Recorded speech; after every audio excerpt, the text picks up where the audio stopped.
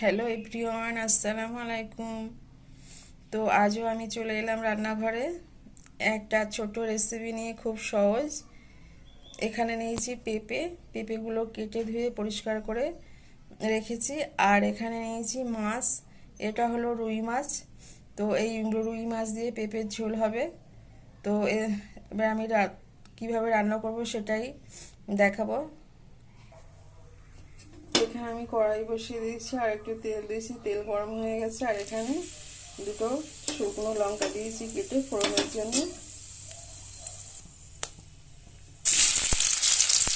পেঁয়াজ দিয়ে দিলাম। পেঁয়াজ আর লঙ্কাটা লাল লাল করে ভাজা করে নেব।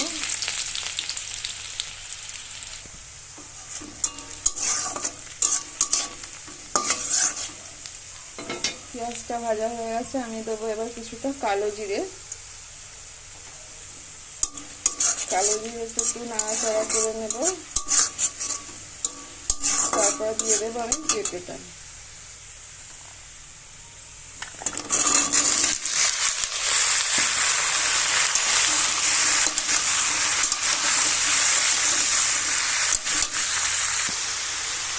তো আমি এবার পেঁপের উপরে দিয়ে নিয়েছি একটু লবণ, হলুদ, জিরা গুঁড়ো, ধনিয়ার গুঁড়ো আর একটু নিয়েছি কাঁচা জিরে আর রসুন বাটা। এগুলো দিয়ে আমি খুব ভালো করে কষিয়ে নেব।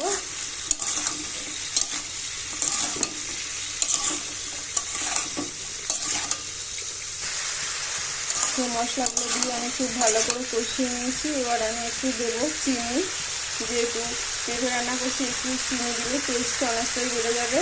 আমি একটু দেবো পানি দিয়ে ঢাকা দিয়ে দেবো, তাহলে পেঁপেটা একটু গলতে টাইম লাগবে, সেটা হবে।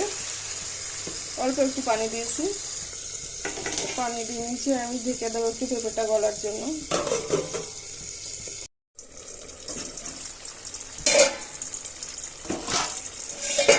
পেঁপেতে যে কষানো পানিটা দিয়েছিলাম সেটা মরে গিয়েছে আর পেঁপেটা খুব সুন্দর গলে গিয়েছে। এবার আমি পেঁপের ভিতরে আরও একটু ঝোল দেবো, দিয়ে মাছ দিয়ে দেবো।